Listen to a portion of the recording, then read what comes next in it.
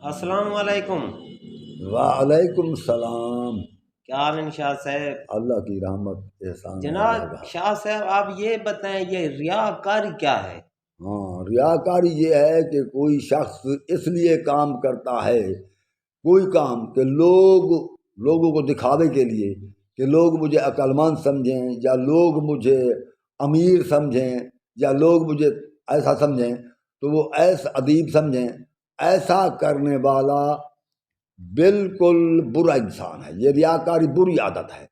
ریاکاری کرنے کے لیے، اپنی امارت دکھانے کے لیے وہ فضول خرچی کرتا ہے۔ تو اللہ تعالیٰ فرماتے ہیں ان المبذرین من اخوان الشیاطین، یہ فضول خرچ جو ہیں یہ شیطان کے بھائی ہیں۔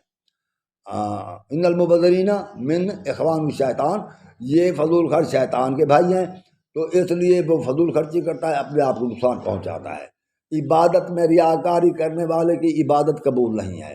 اور اس کے علاوہ جو ریاکاری اپنی امارت میں، امیر بننے میں، یا کوئی مطلب ایسا اعلیٰ لباس پہنتا ہے تو اس سے، یا جیسے کہ عورتیں عموماً زیورات بہت زیادہ پہنتی ہیں، تو اس سے دیکھنے والے کے دلوں میں حسد بھی پیدا ہوتا ہے، تو اس طرح معاشرہ خراب ہوتا ہے۔ وہ حسد کرنے والے یا تو مسابقت کی کوشش کرتے ہیں، مقابلے کی، اگر ایسا کرتا ہے تو اپنے آپ کو وہ مالی نقصان پہنچاتا ہے، ان کی حیثیت نہیں ہوتی، تو یا پھر یوں ہوتا ہے کہ وہ ان سے حسد کرتے ہیں، ان کو جس سے اس کو نقصان پہنچانے کی کوشش کرتے ہیں۔ تو ہر صورت میں یہ ریاکاری جائز نہیں ہے، اور یہ اسلام کی روح سے، اسلامی نقطۂ نظر سے بھی ریاکاری حرام ہے۔ ہم لوگوں کو چاہیے کہ اللہ کی عبادت کریں تو اپنی بخشش کی خاطر، اللہ کی رضا کی خاطر، ریاکاری خاطر نہ ہو۔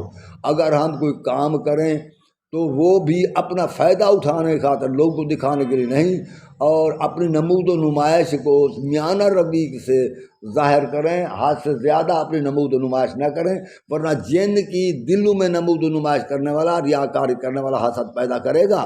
حسد کرنے والے اگر مجرم ہیں تو وہ جن کے دلوں میں وہ حسد پیدا کرتا ہے ریاکار، وہ بھی اللہ کے نزدیک مجرم ہے۔ بس میری بات یہ ریاکاری پر ہوگی۔ ناظرین السلام علیکم ورحمۃ اللہ، اللہ حافظ۔